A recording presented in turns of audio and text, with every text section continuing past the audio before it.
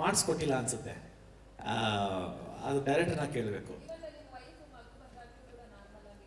Wife ಬಂದಾಗ ಯಾರು madam ಅಂತಾರೆ, ಅಯ್ಯೋ ಭಗವಂತನೇ ಬೇಜಾರಾಗಬೇಕು. ಅದು ಗೌತಮಿಯಿಂದ.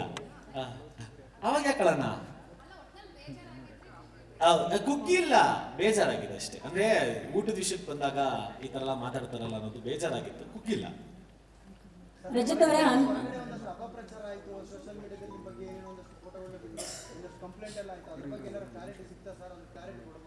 ಏನಿಲ್ಲ ಸರ್, ಯಾವ್ದ್ರ ಬಗ್ಗೆ ಮಾತಾಡ್ತಾ ಇದ್ದೀರಾ? ಕಂಪ್ಲೇಂಟ್ ಆಗಿತ್ತಲ್ಲ ಅಕ್ಷಿತಾ ಅವರು, ನನಗೆ 108ಗೆ ಹೆಚ್ಚಿಸವ್ರೆ ಯಾರು ಅಂತ ಗೊತ್ತಾಗ್ತಾ ಇಲ್ಲ.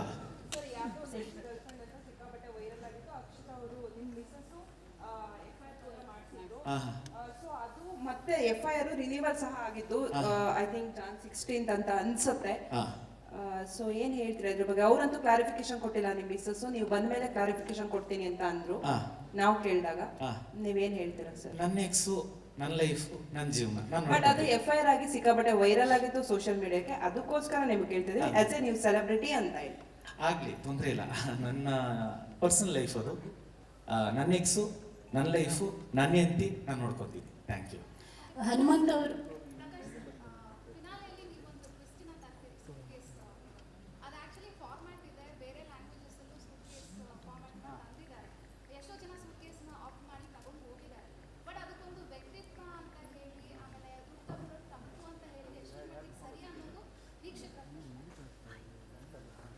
ಅಂದ್ರೆ ವ್ಯಕ್ತಿತ್ವ ಅನ್ನೋದು ನನಗೆ ಅದಂತ ಒಂದು ಪರ್ಸನಾಲಿಟಿ ಇರುತ್ತೆ. ಮೇ ಬಿ ನಾನು ಜಾಸ್ತಿ ಓಪನ್ ಅಪ್ ಆಗಲ್ಲ, ಅವ್ರು ಜಾಸ್ತಿ express can be anything.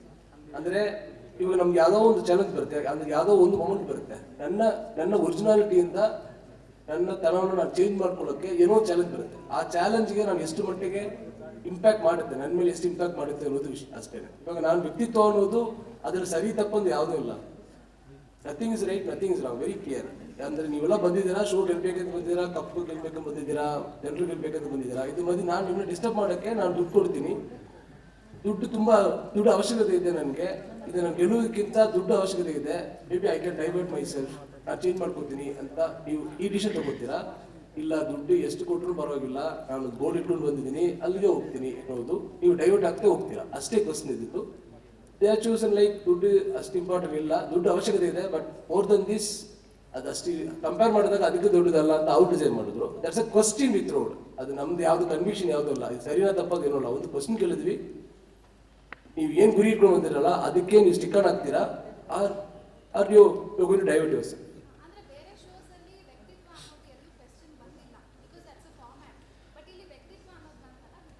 Format ಅದು ಏನೂ ಇಲ್ಲ ಮ್ಯಾಮ್. ಅಂದ್ರೆ ಇವಾಗ ಬಿಗ್ ಬಾಸ್ ಅಲ್ಲಿ ಇದೇ ಫಾರ್ಮೆಟ್ ಅದು ಏನೂ ಇಲ್ಲ. ಅದು ಬೇಸಿಕ್ ರೂಲ್ಸ್ ಒಂದು ಇರುತ್ತೆ. ಅಂದ್ರೆ ಇದೆಲ್ಲ ಮಾಡಬಾರ್ದು ಅಂತ ಒಂದು ರೂಲ್ಸ್ ಇರುತ್ತೆ. ಫಾರ್ ಎಕ್ಸಾಂಪಲ್, ಫೋನ್ ಯೂಸ್ ಮಾಡಂಗಿಲ್ಲ, ಆಚೆ ಹೋಗಂಗಿಲ್ಲ ಅನ್ನೋ ಥರ ಒಂದು ಬೇಸಿಕ್ ಆಗಿ ಒಂದು ಕೋರ್ ಫಾರ್ಮೆಟ್ಸ್, ಒಂದು ಕೋರ್ ರೂಲ್ಸ್ ಇರುತ್ತೆ.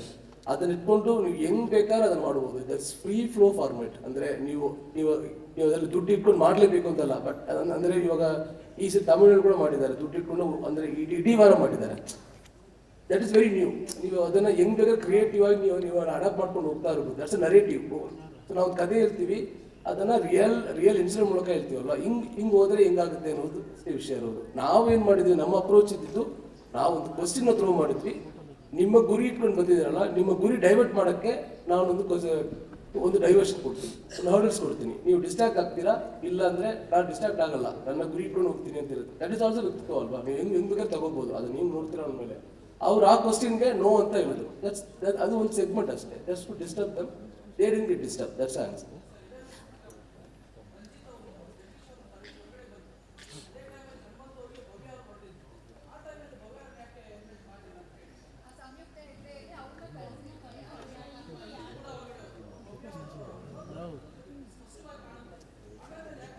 ಸುದೀಪ್ ಸರ್ ಹೇಳಿದ್ರಲ್ಲ, ಅದನ್ನು ಕ್ಲಿಯರ್ ಆಗಿ ಅದು ಇವಾಗ ಅದು ಹೆಂಗಾಗುತ್ತೆ ಅಂದ್ರೆ ಸರ್, ಒಂದು ವಾದ ವಿವಾದ ಅಂತ ಆಗುತ್ತೆ.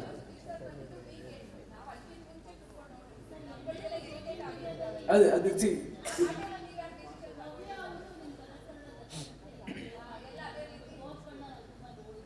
ಎಲ್ಲ ಸೀಸನ್ ಬರುತ್ತೆ ಅಲ್ಲ, ಎಲ್ಲ ಸೀಸನ್ ಯಾರೋ ಒಬ್ರು ಕಲಸ್ಕರ ಕೆಲಸ ಮಾಡೋರು ಯಾರೋ ಬರ್ತಾರೆ, ಅವ್ರಿಗೆಲ್ಲ ಇದೇ ನ್ಯೂಸ್ ಬಂದೇ ಬರುತ್ತೆ. ಕಲಸ್ಕರ ಇವ್ರನ್ನೇ ಗೆಲ್ಸುತ್ತೆ. ನೋಡಿದ್ವಲ್ವಾ, ಎಲ್ಲರೂ ಒಂದೇ ತರ ನೋಡಿದ್ವಿ. ಅಂದ್ರೆ ಅದು ಸುದೀಪ್ ಸರ್ ಕ್ಲಿಯರ್ ಆಗಿ ಹೇಳಿದ್ದಾರೆ. ಅದರಲ್ಲಿ ದೊಡ್ಡ ಜಗಳ ಆದ್ರೆ ರಜತ್ ಅವರು ಅವ್ರಿಗೂ ಸೇರಿ ಆಚೆ ಬಂದಿರೋರು ಹೇಳ್ತಾರೆ, ಅದು ಒಂದು ಸೇರುತ್ತೆ.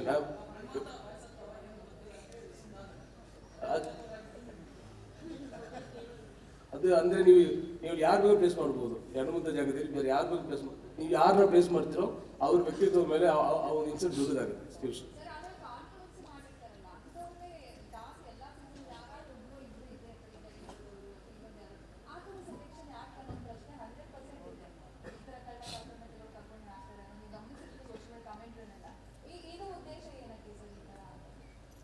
ಹಂಗಂತ ಅಂದ್ರೆ ಇವಾಗ ಕಾಂಟ್ರವರ್ಸಿ ಪೀಪಲ್ ಅಂದ್ರೆ ಇವ್ರಿಗೆ ಕಾಂಟ್ರವರ್ಸಿ ಮಾಡ್ಕೊಂಡಿದ್ರೆ ಗೊತ್ತಿಲ್ಲ ನನಗೆ. ಖ್ಯಾತಿ ಕುಖ್ಯಾತಿ ಅಂತ ಇರುತ್ತಲ್ಲ ಸರ್, ಖ್ಯಾತಿ ಆದವನ್ನ ಯಾಕೆ ಕರಿತೀರಾ ಅಂತ ಅಷ್ಟೇ ಸರ್. ಖ್ಯಾತಿ ಕುಖ್ಯಾತಿ ಅಷ್ಟೇ.